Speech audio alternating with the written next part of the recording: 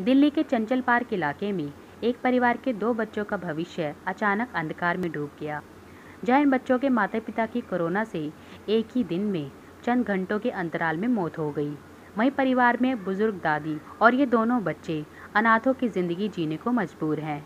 जहां 22 साल की हिमांशी बीएससी फाइनल ईयर में है, वहीं उसका 18 साल का छोटा भाई साहिल 12वीं क्लास में है। और इस पढ़ाई लिखाई की उम्र में अब ये दोनों अपने भविष्य को अंधकार में देख रहे हैं और किस्मत के इस फैसले के बाद अब ये दोनों भाई बहन रोजाना जद्दोजहद करते हुए अपने पिता के पुराने छोटे से रेस्टोरेंट में लोगों के लिए खाने पीने का सामान बनाकर अपनी रोजी रोटी कमाने की कोशिश कर रही हैं।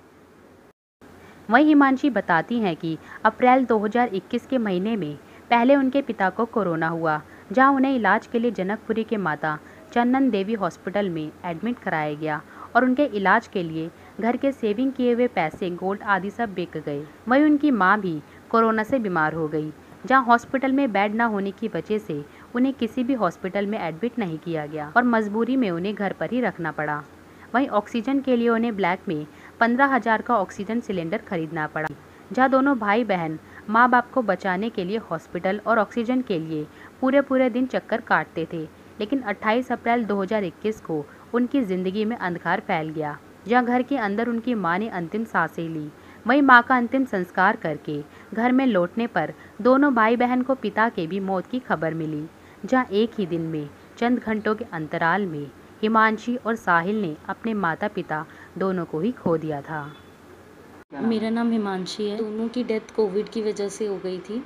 पहले मेरी मदर की हुई, फिर मेरे फादर की हुई। मेरा भाई आया था शमशान घाट से, तो उसके बाद हॉस्पिटल से फ़ोन आया कि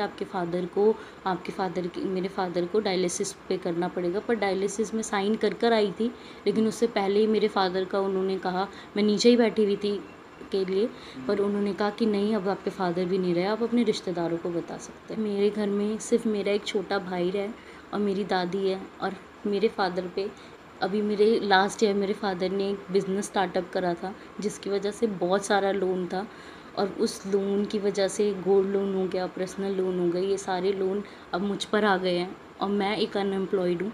मेरे पास कुछ नहीं है, पढ़ाई के अलावा मैंने अपनी लाइफ में कभी कुछ नहीं किया। एक दिन वो सैनिटाइज़ करने थोड़ा सा आए, वो भी सैनिटाइज़ करने वाले अंकल ने बोला कि उनको गए हुए 1 महीना हो गया और अब हमें पता लग रहा है कि इनके घर में कोविड था। और बाकी उनके वो इतने बड़ी 10 लाख की बात, 4 लाख की बातें, 50,000, 2500 पेंशन की, उनके 5 लाख ऑक्सीजन की कमी की वजह से। और ना दिल्ली सरकार के पोर्टल में कुछ आया, ना सेंट्रल गवर्नमेंट के। हालांकि मैंने एक फॉर्म भरा 50,000 वाला, वो मैंने किसी के थ्रू करवाया, वो भी बहुत सही पर्सन थे, तो उन्होंने कहा कि जब खुलेगा तभी होगा।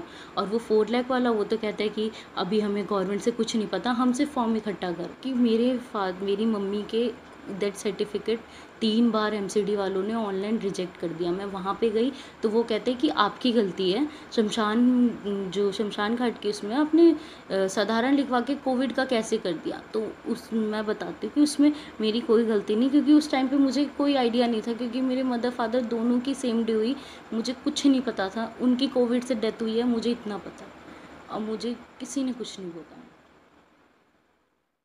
ये भाई बहन अपनी पढ़ाई लिखाई छोड़कर रोजी रोटी कमाने के लिए सुबह से शाम तक पिता के छोटे से रेस्टोरेंट में जद्दोजहद कर रहे हैं और अपने भविष्य को अंधकार में देख रहे हैं। दिल्ली के चंचल पार्क इलाके से ब्यूरो रिपोर्ट, सच दर्शन।